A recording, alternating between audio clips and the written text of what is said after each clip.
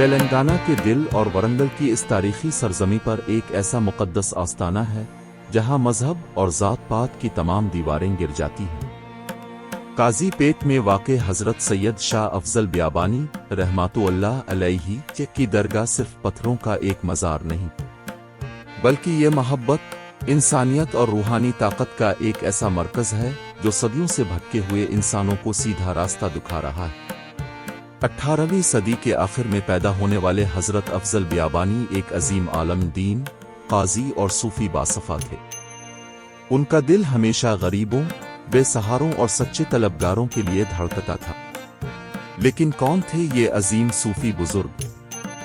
کیوں انہوں نے 12 سال تک گھنے جنگلوں میں تنہا سخت عبادت کی؟ آئیے تاریخ کے اوراق کو پیچھے پلٹ کر جانتے ہیں قاضی پیٹ کے صحرائی ولی کی روحانی داستان۔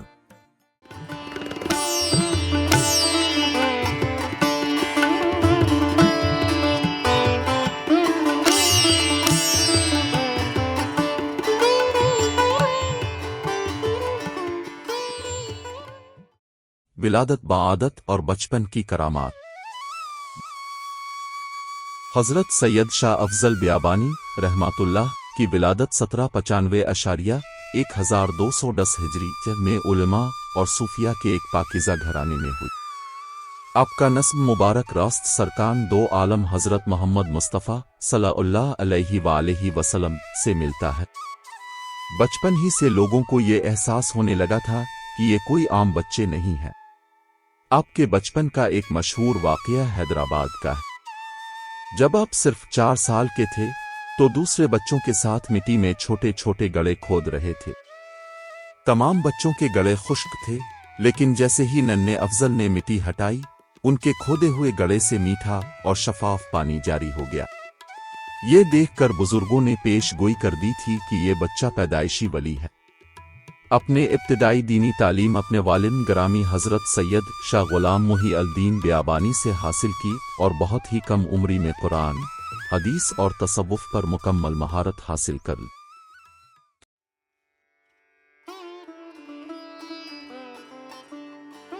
دنیا سے کنارہ کشی اور جنگل میں 12 سال۔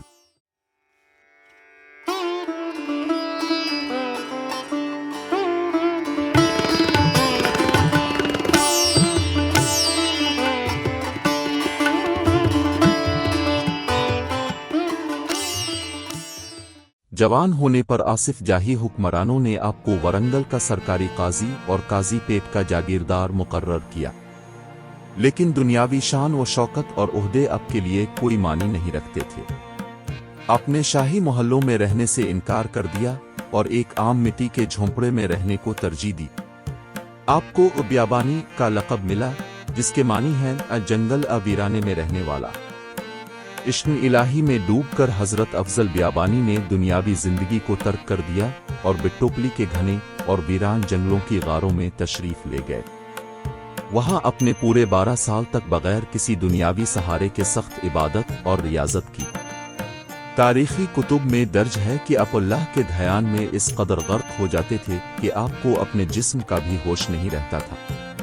آپ مہینوں ایک ہی جگہ بلا متحرک بیٹھے عبادت کرتے رہتے، یہاں تک کہ آپ کے جسم مبارک پر دیمک نے اپنا گھر بنا لیا تھا، لیکن آپ کو اس تکلیف کا ذرا بھی احساس نہ ہوا۔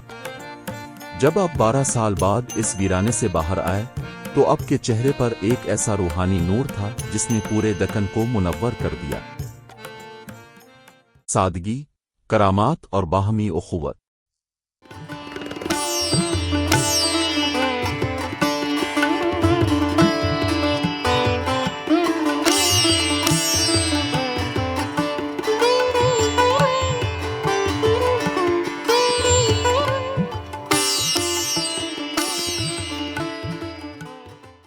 جنگل سے واپسی کے بعد حضرت نے اپنی باقی ماندہ زندگی انسانیت کی خدمت کے لیے وقف کر دی۔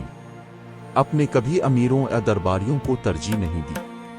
آپ کے سب سے قریبی ساتھی مقامی مزدور، غریب کسان اور بنکر برادری کے لوگ تھے۔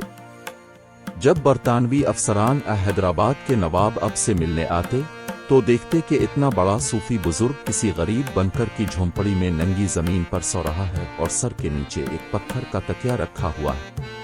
आपकी करामात के किस्से पूरे इलाके में फैल गए। आपकी दुआओं से बीमार शिफायाब हो जाते और मायूस दिलों को जिंदगी की नई उम्मीद मिलती। लेकिन आपकी सबसे बड़ी करामत लोगों के दिलों से जात पात और मजहब का तासुब खत्म करना था।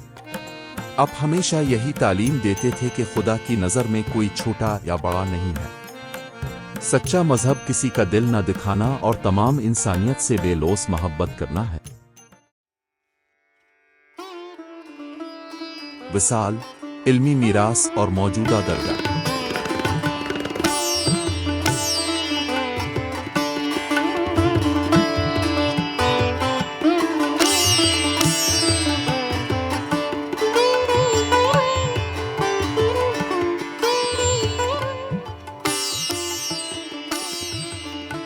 1856 1272 हिजरी से में हजरत सैयद शाह अफजल बियाबानी रहमतुल्लाह इस फानी दुनिया से पर्दा फरमा गए। आपको काजी पेट ही में मदफून किया गया, जहां आज आपका मुकद्दस आस्ताना कायम है।